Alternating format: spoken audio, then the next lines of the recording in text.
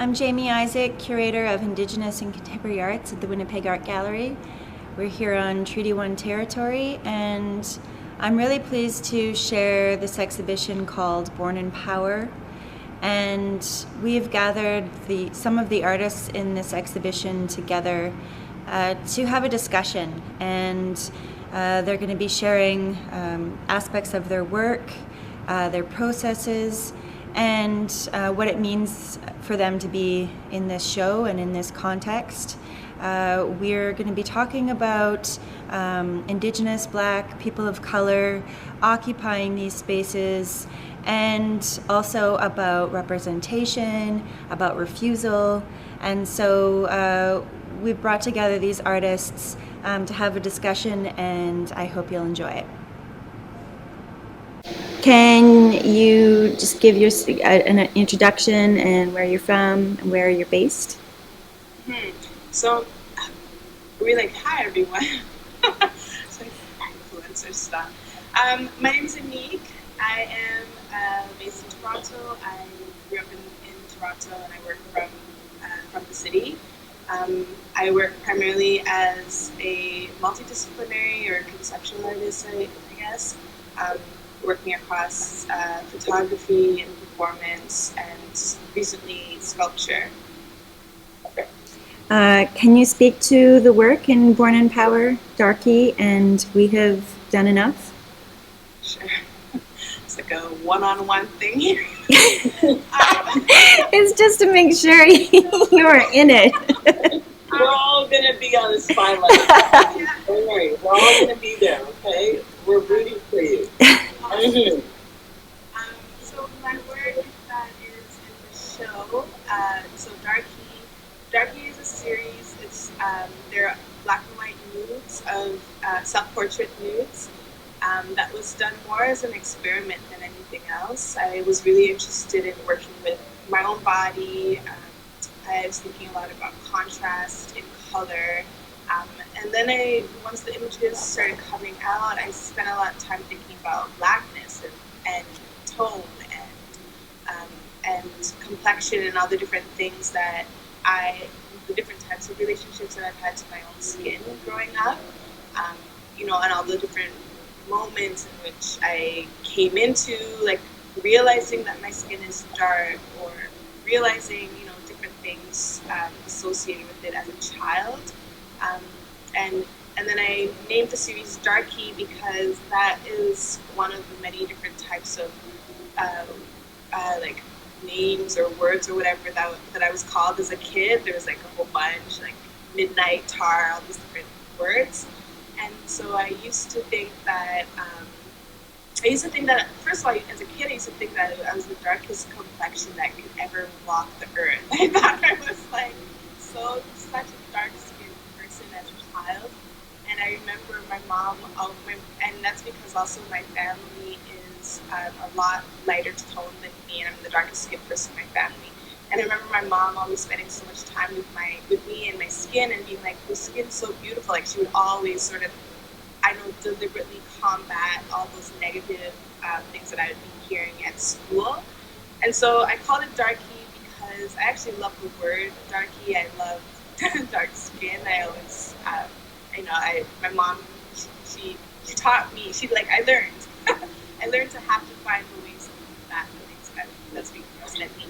And so the title Darky kind of operates in that sense as something that I've claimed back for myself, and also in a way a type of armor for the work as it exists in the world. And then the other work, We Have Done Enough, that came up after George Floyd was murdered in last year, 2020. And I talk about it as coming out of a single breath. It was sort of me trying to find language for what I was experiencing, and a lot of the young people who I work with were struggling a lot. So a lot of, everyone was really struggling a lot, Black folks specifically. And so it was something that I just wrote that was like, we've actually have done enough, the most we possibly could do, and this was like my offering in recognition of that. The end. Well, that's amazing. Thank you for sharing that. So around representing my own body in relationship to the viewer was the question. Well, sometimes I do think about like, well, yeah, actually there's a lot of times when I think about a particular viewer, like I tend to kind of keep in mind a single person who I may be making this work for, or who I can imagine looking at this work, and then I think about how I want them to feel. So many times it's like a little dark-skinned girl with like plaits in her hair who's just like trying to figure herself out, and I'm thinking like, you know, if I'm speaking to you through this, like what is the sentiment that I want you to take away from this?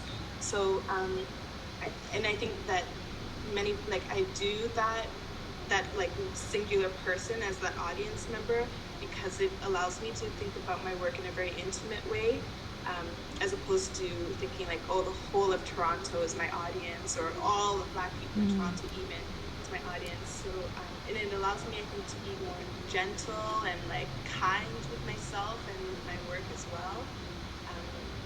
So yeah, and I think everybody else can like enter where they enter, right? Like we can always find something we connect with, or is interesting or different or whatever to speak to in somebody else's work. So like, you know, enter. So, thank you, Anique. Did Ella, did you want to comment on that? I'm noticing a couple comments, and I'm listening so intently I'm not able to read them. I'm not good at this online stuff. I got to get better at it.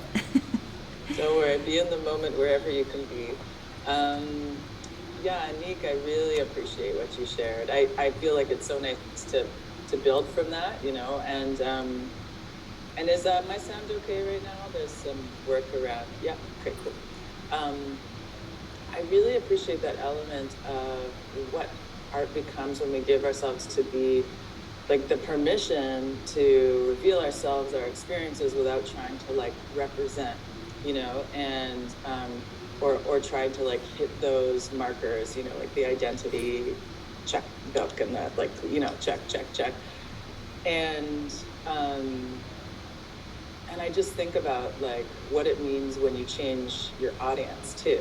Like I think when I worry about who the audience is, then I stop making work, because then I'm performing, right? And so it's liberating for me to listen to you, Anique, and just be like, yes, thank you. You know, like I think like I love that we all are using the arts as our form of expression, but our form of healing and our form of like revolution and change. But there's moments when you're alone with yourself where you're not like, I'm gonna change the system by making this picture, you know, like in that instance, you need to like go into something that's very personal. And then folks try to make you the rep for, you know, all Black humanity. And that's where things get silly. And that's where like, you know, you become a poster child, and now you need to speak about representation and all these things. But I'm excited about what happens if we are directing the conversation, you know, and because those things are inherently in the work. But I notice that when folks only focus on our identity, whether, you know, like I can only speak from my perspective, but when people only focus on othering me and being like, talk about that, like, why are you like this? That's the thing that almost belittles the work, you know, as opposed to like, let me share the journey that I've been on, you know.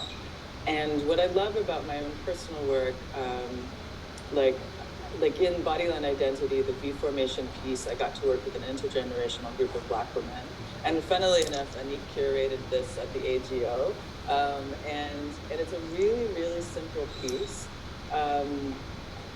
But it's really powerful to watch these different women just like stand in this sense of pride, in this connection to land, and specifically land being First Nations land. And like we worked with elders prior to even doing this work. And for them to just like feel themselves and look at the camera and be seen, and to start to break that feeling of like, even, you know, if you're a photographer or videographer, you can still objectify your subject regardless of what the community you're coming from. And so we had gone through this whole process of like workshops, facilitation, and being on the land, and meeting Squamish elder, and all like this whole piece. And those photos were taken at the end of the journey together. And the invitation that I gave those folks was just, how do you want to be seen and celebrated in the world? So when you look at that installation, that's what's going on. That's what they're saying, share back to you. But what I love is when you have, like, I think there were 9 women in that event with all different ages. They're showing you that there's so much more to them than this like singular, narrow-minded view of Black. But also, when we rolled up in Squamish, I remember this big black van because I wanted to fit everyone in it. I was driving at people lunches, like it's a whole thing. But out of that van, Squamish, and we really stand out because we realize that as much as we are trying to have this embodied experience of land and work together, our presence still isn't known, and that seems strange, like when we do piece together. And so, yeah, I feel like I'm sort of being tangent right now, but essentially, it excites me as I listen to Anique and her process. It excites me, just like to embrace our difference as well, like as Black women, and that there's all these voices, as opposed to in the past, I think there would just be room for one. Like even in the general media, we see one Black person to speak for all Black folks. And what I'm loving is this opportunity to see multiple voices, multiple like forms of representation, because that inspires little girl with the girls and the birthday, because she's going, oh, sweet, I can do this spot. Absolutely, absolutely. And it's so amazing to hear everyone speak and relate to one another's work throughout their own individual practices.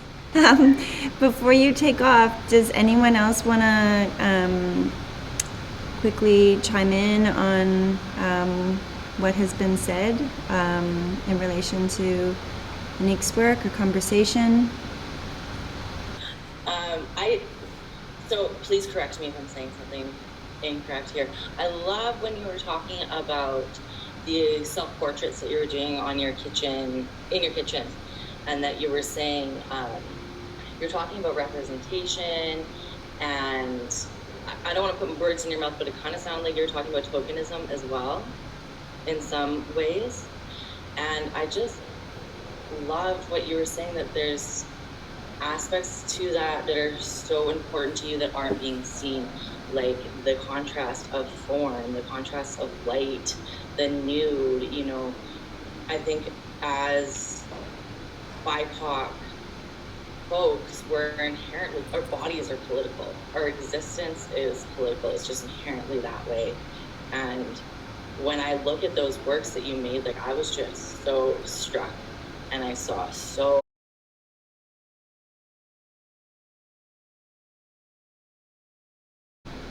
talk about it from this place of love and this place of art. And because we are inherently political and our bodies are a form of resistance, it's really beautiful to be able to look beyond that and hear you speak about it beyond that. Anique, thank you. Thank you so much. I mean, man, in terms of that question of people I look up to, you're one of them. The conversations that you have, that you make, is inspiring and validating. And the conversations around being a child and, your proximity to your family relationships and how you have been birthed into this creation, how your body has been birthed, skin tone, features, everything, related quite deeply to me. As someone that was made from a very young child, learned to be ashamed of those things, even from like bleaching bleaching my skin, bleaching my features, filling in my gap. I had a gap in my teeth. All these things that have contributed to this proximity to whiteness. I mean, I cannot relate on the level you relate to, and I am, I feel almost ashamed to even speak about it. But in the proximity of how we're talking about this in our family relations, you know, I'm in honor of your work and what you do and how you talk about your work, and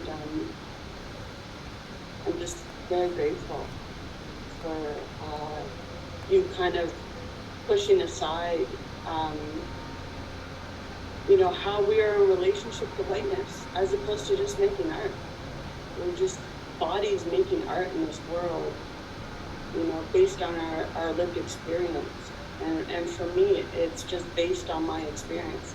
I don't speak to anything else because I don't have a right to speak to anything. I speak to how I've been raised on this earth, on these lands, and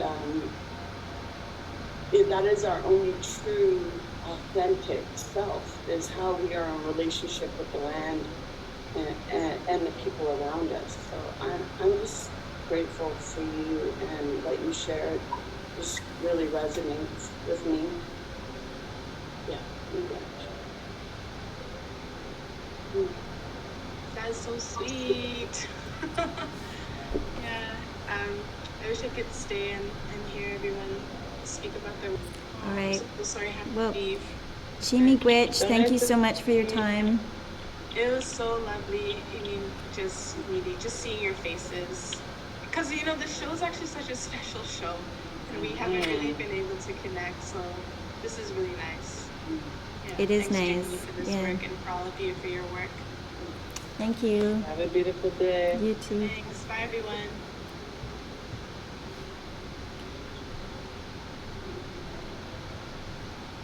So that was so lovely. Now it's down to 5. It's like, who's next? Thank you for all your brilliant words so far. I'm loving this. So, Ella, do you mind if we cut to you since you started chatting? Yeah. And then if your little one has to come on too, that's great. Because she's such a cutie. Oh, I just loved meeting her in Winnipeg a few years ago. So can you introduce yourself, where you're from, where you're based now? Hi, my name is Ella Cooper. I am based on territories of the Mississauga, Haudenosaunee, Wendat, Métis people, and many other Indigenous folks who come through Takaronto. And originally born in Montreal and Honest Bay territory as well. And I'm an artist, well, many other things. I'm multidisciplinary in my practice. I'm the staff director of WAG-Qaumajuq Canada. I love to facilitate groups, and I'm a fierce solo mother by choice. So it was really amazing to chat with you. We were originally talking about artists, and then you were telling me about this work that you were just recently, or about witness and deformation. Can you speak a little bit about the work in the show and maybe some of the process and intention? Sure. So I guess one of the pieces that's up in the show is called Witness, and it's a series of images of me kind of reflecting on, I mean, let's see, I'm going to take, so one of the things I've discovered is my work comes from an embodied practice, and I've been using different kinds of movement modalities to create the pieces that I end up with.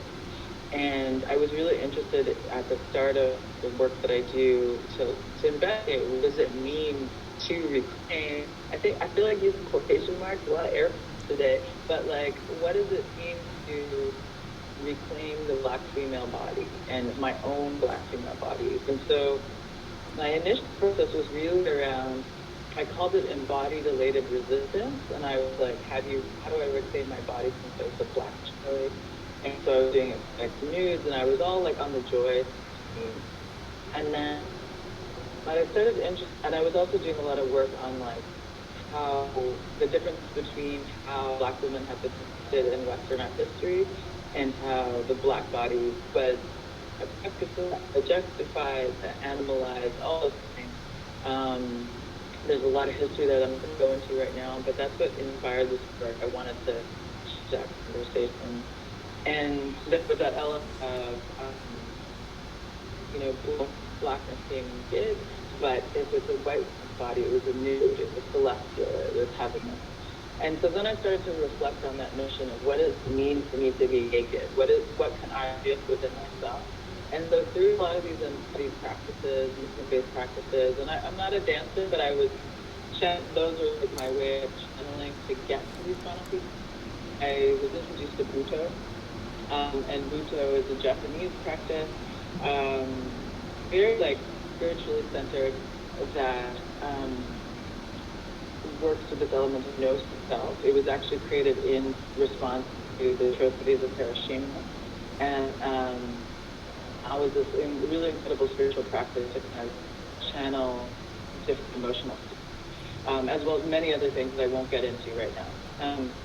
But when I did this practice, I found that I was able to almost go into other emotions, and I was doing a residency in Berlin where there was a lot of vintage photo booths, and my work is photographic city-based.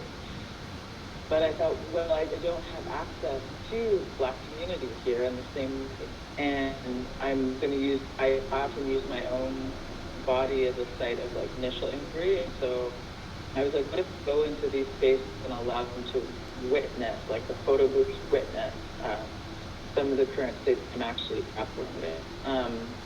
And then what if I also use Buto as a way of performing within that? So on a script, you see representations of me actually crying, me performing tears, and then I was reflecting on like, what does it mean to also celebrate and channel our grief, our sense of isolation, the atrocities that we deal with on our day-to-day, but in this like personal, vulnerable space.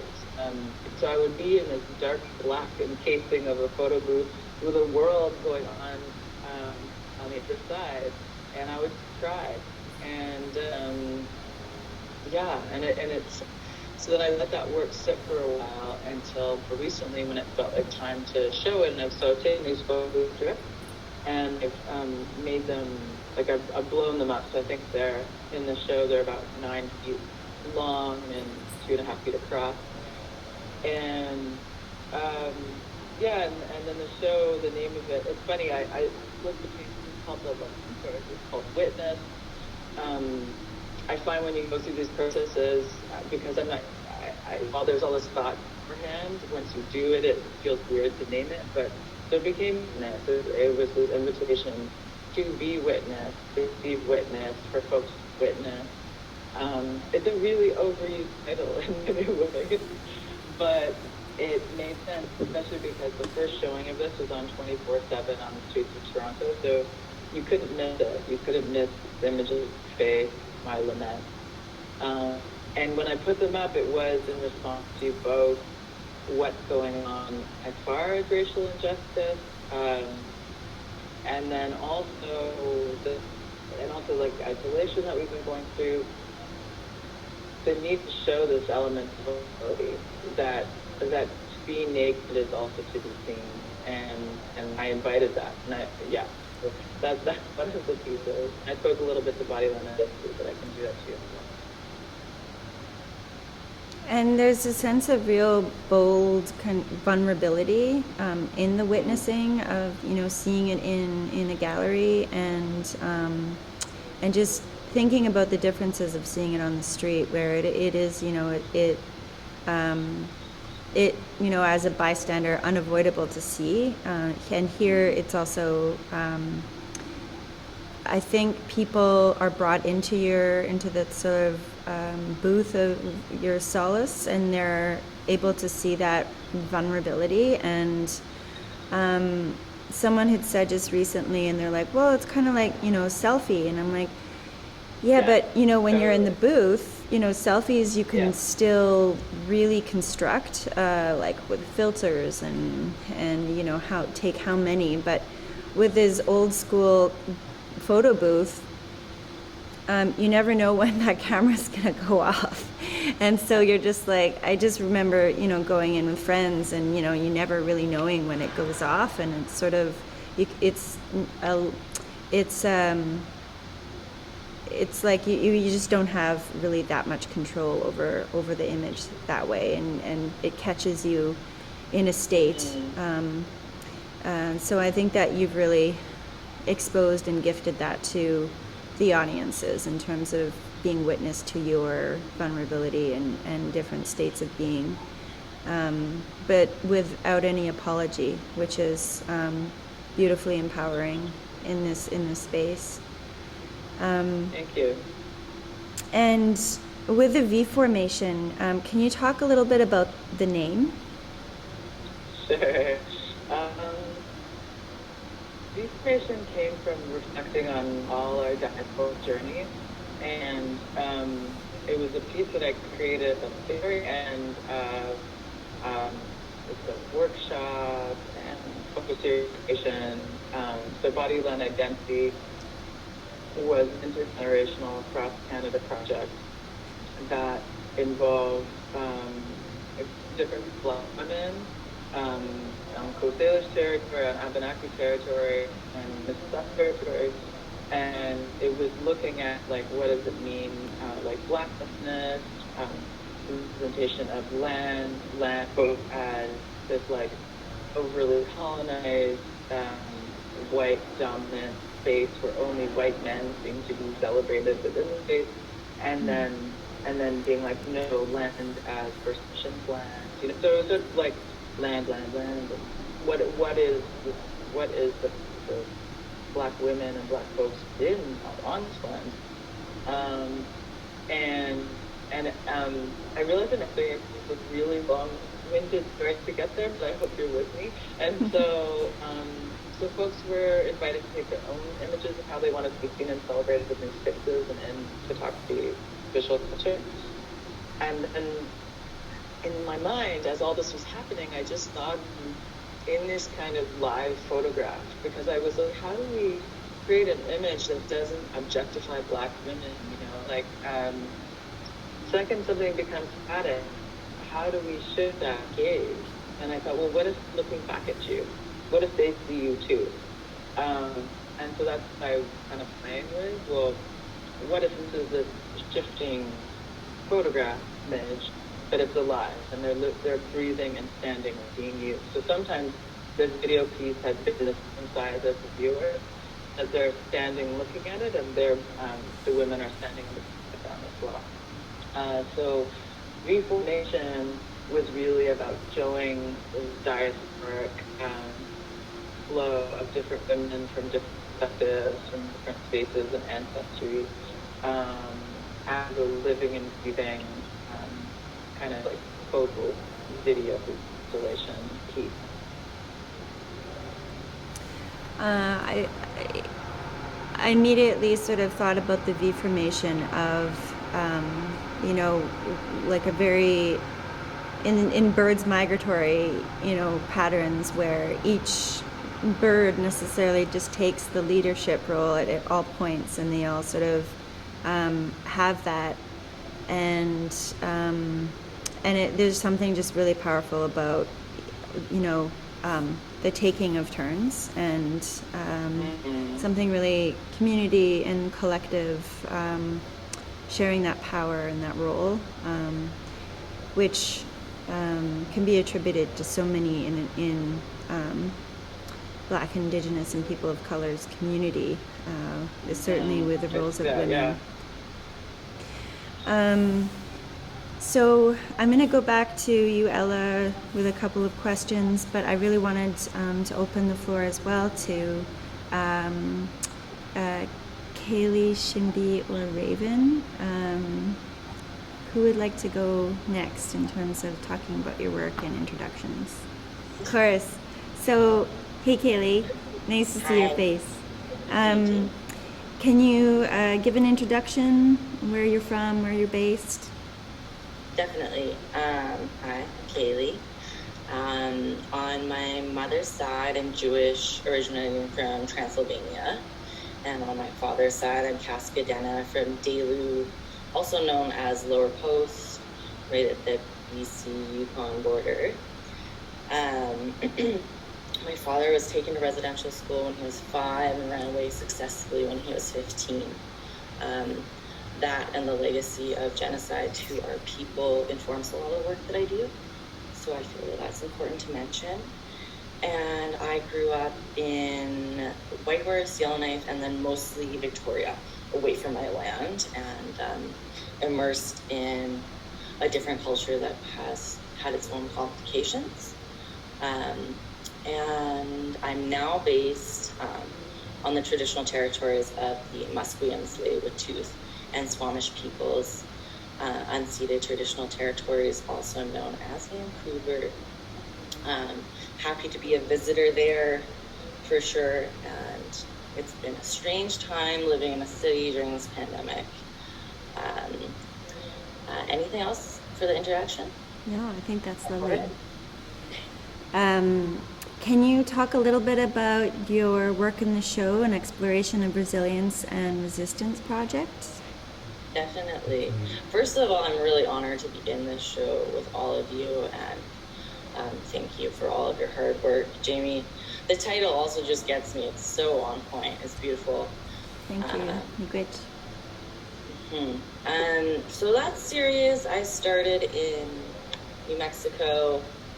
Wow, I'm not the best with numbers and dates. I think 2013.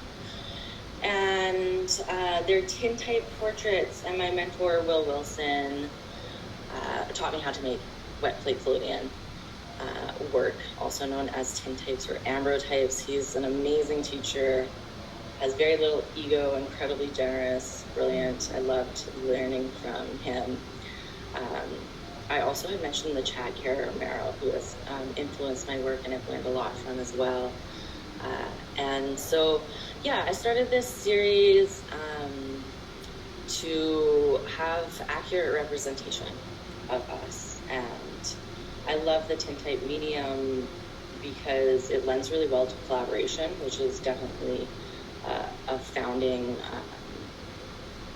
what would be a good word? It's just a huge part of my practice is collaboration, and my ethics are really rooted in collaboration and consent. And there was another word I was looking for. Now that I know it's edited, I'm like really going off. Anyway, the work is really first and foremost for the people in the images, and I think that the tintype process lends so beautifully to that collaboration because we make the image together. And Ella, I love what you said about, I'm maybe not quite remembering, but the invitation, what was it? Invitation to, when you were talking at first about the land project, the invitation of how people want to be photographed. I'm always asking. Yeah, I ask people a lot, how do you want to be seen and celebrated in the world? Yes, and that's something I ask people as well, and I just love the way that you had put it, because when we're talking about representation and autonomy and collaboration, we really need to, and witnessing people and feeling through this artwork, we need to see people where they are and meet them where they're at. And so a huge part of that is for me moving slowly, asking people how they would like to be represented, and then going back to that piece of the collaboration, being in the dark room, seeing the image develop, and then we have this beautiful opportunity for a critique. And maybe somebody actually doesn't want to be photographed like that, or they'd like to change their position, or they'd like to hold something. And so for me, that moment in the dark room when we get to talk about that and to see somebody's excitement, or maybe they feel like they look like their grandma, or maybe they don't like the image, just that moment of honesty is really beautiful. And I feel that people are so generous with their vulnerability with me and therefore with others. And again, looping back to the tintype, I think that process really lends to that because people are seeing what's going to go out in the world. You know, there isn't as much waiting, and they're really a part of the process the whole way through. So for me, these images are about being seen and heard and taking up the space that's rightfully ours. And they're showed at a large scale, often have voice recordings, either on headphones or on a loop. Absolutely. I think when people engage with the portraits that you've created, and I can only speak to the ones in this show, but they look at the strength of the women, their empowered, resilient portraits, and to hear their voice, and to have someone like Val Napoleon talk about the importance of women's and Indigenous voices heard in these institutions and respected, it really carries that resonance. And I want to talk about the Sachala Point portrait where she's holding up her arm and it says victim and it's crossed out. And that was in an issue of 2018's National Geographic. Can you talk about, you know, that experience and why you chose that specific photo to be included in the National Geographic's feature on Indigenous photographers? Definitely, I'd love to talk about that. And that, bringing me back to my point about collaboration, that was Sasha's idea to do that. And that's what made her feel good. She's an amazing artist as well. Definitely worthwhile looking up. She's also a writer, and she writes a lot about her own experience and survivance through trauma. And that image, I think, is really powerful, and I'm really happy that it made it into that magazine, and it was an opportunity to uplift her and to celebrate her story. I also want to touch on the point that the National Geographic had asked for a different image before, and my friend was not comfortable being in the magazine. And it was an interesting experience. They're not used to people saying no to them. They didn't sit down and like, oh, okay. They're like, well, what about this? Or what if we do this? Or, you know, and so that also brings me to talking about people before profit, which is so important in every way. And when we're working with these bigger institutional spaces or magazines like National Geographic, it's so important that we follow our ethics, you know, and that we are, or at least for me, being in a privileged position financially and being able to say, no, you can't have that, like maybe try a different one, or maybe you don't have anything at all, then that's fine. And it's really about, for me, the work is about respecting the people in the images and their autonomy and respecting where they want it to go by checking every step of the way. And that led into a beautiful conversation, a complicated but beautiful conversation with Anne. And I think worked out really well because it's so important. It is so important to tell Sasha's story and to illuminate her as well as other community members. And I really wanted the chance to talk about murdered and missing Indigenous women, queer, trans folks within that big platform. And so I was really happy that that image arrived there and that we were able to touch on some of those issues.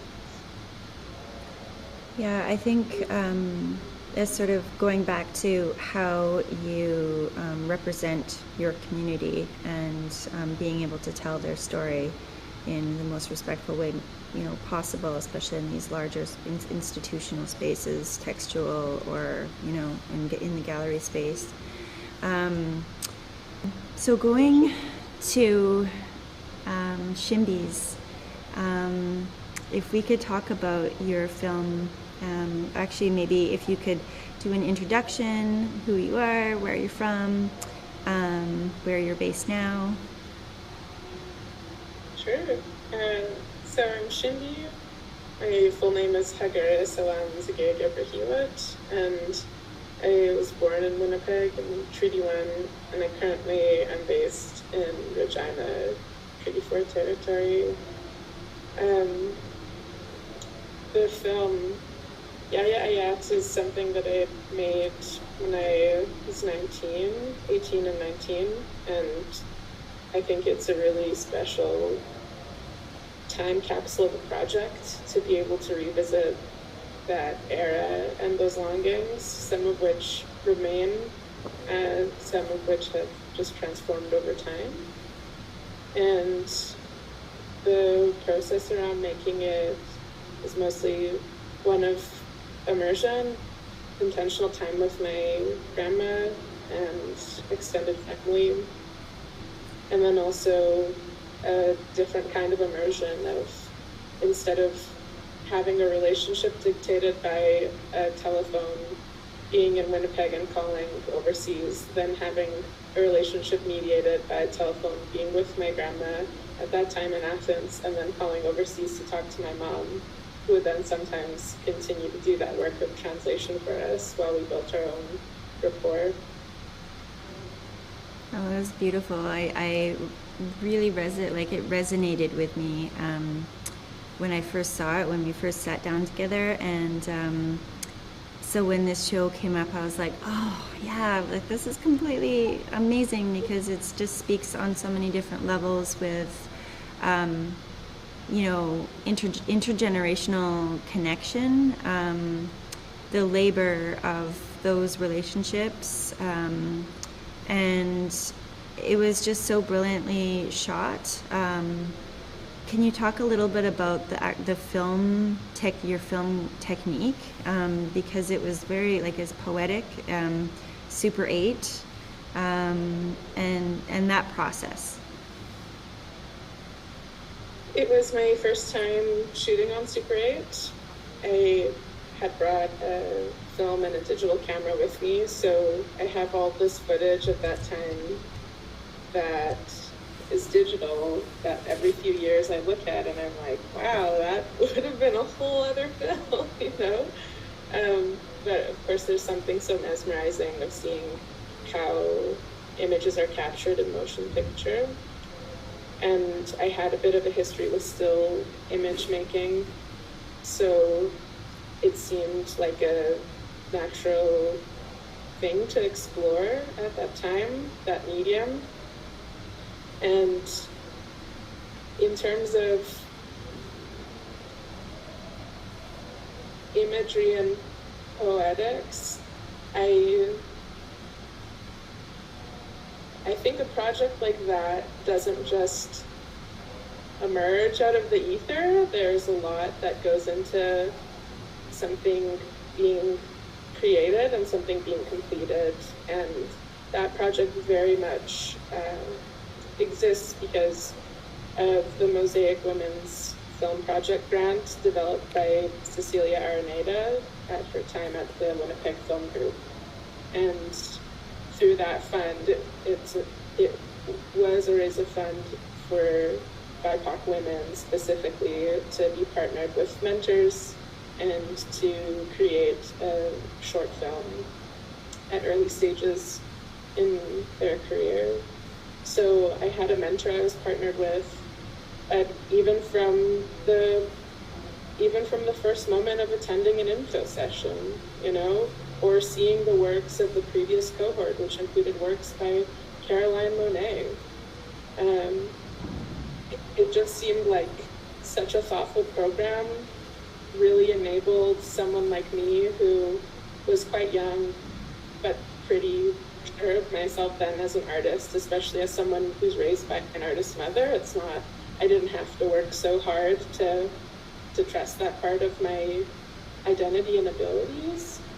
So having solid programming like that, where it's also programming that's led and developed by women of color, so it doesn't just provide a band-aid solution or opportunity for someone. It really is way more holistic than that, and it's actually created so that there can be high quality output, but also some pretty transformative experiences too. So I know you're asking me about the Super 8 medium specifically and my approach to image making, but I think it's so important to name the context that enables that, because we all, as not just artists, but as people who sometimes have to step into roles as administrators, or who sometimes have arts practices that veer into writing, or sometimes our day jobs are curating, you know, like we put so much work into creating and enabling contexts for things to be supported. And yeah, that's how and why I got to and continue to get to do what I do, because sometimes we occupy these roles, right? And then we inherently work towards transforming them. Oh, I'm so glad you said that too, because it's ways of occupying authentic space too, which is, you know, really through community. And if those people aren't in those places making those spaces for other people, or making those spaces in a safe and caring way, then they won't happen in the same, they won't have the same outcomes. And that support needs to be, you know, in these larger institutional spaces that, you know, give people and create that safe space. So I'm glad you did mention that. And I think, you know, maybe that'll lead to a question that I haven't really asked yet, but how can galleries or these organizations make meaningful relationships with Indigenous, Black, and people of color? How can these organizations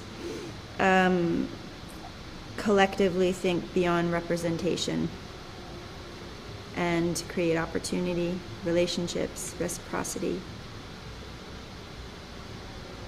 Yeah, I mean, I think that question exactly points to its answer as well. And change doesn't really happen without the leadership reflecting the demographics it hopes to serve. And there are just so many broad shifts in terms of leadership that are,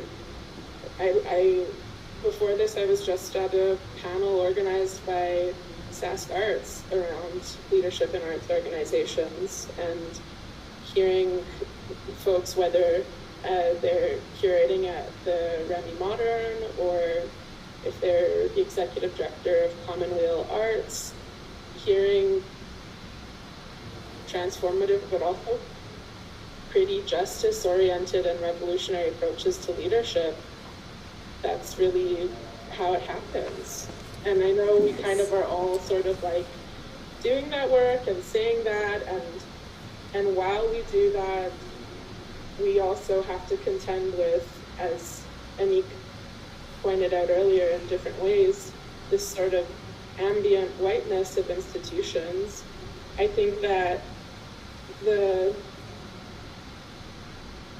disparity in what our work actually is versus the ways that we may have been able to access the roles that we're in positions as is just, it's like, sometimes I feel like it's only us that can see it, you know, that it's like we're really able to witness and recognize how hard we have to hustle for things like a show like Born and Powered to be at the WAG, you know, like, how long have you been at the WAG, you know? And it's just like, and the work that you do, like, I can't imagine it's without having to explain it to people who have different positionalities in very specific ways repeatedly, like that. It's like, it's like it sort of chisels away at us, and it's like, how much more can we be chiseled? No, absolutely. Like the intolerance of the intolerance of the intolerance in terms of being chiseled away. And I think that so many people, I mean, racialized people that are working within institutions do feel that, and there is so much, what's the word, like people burning out because of all of the work that has to happen, and not just doing people, their job, but also doing the job of, creating safe spaces for people that they care about and they want to represent their community outside these spaces, and then the education aspect is constant, right? So yeah, it's a really exciting time for Indigenous, Black, and people of color, but it's also so hard too, just in terms of the weight, I think, that we're all feeling within these kinds of institutions. So thank you for saying that, Shindi. So just wanted to say, Qaumajuq, thank you so much, the artists, for sharing their experiences and their generosity of spirit and knowledge, and bringing forth their artwork and conversations around representation, refusal, and those necessary uncomfortable conversations as well that I think more and more institutions need to engage. And I encourage you to come and check out the show in person at the Winnipeg Art Gallery, as well as check out our online programming, #AntiTalks, #BornInPower, www.wag.ca, for all of the online and virtual programming that we have and that we have dedicated to the Born in Power exhibition, where we bring community tours, talks, and performances, and really opening up this exhibition to have multiple voices from the community, and to learn about other artists. And so I really encourage you to come into the space, but also check us out virtually. Qaumajuq, thank you.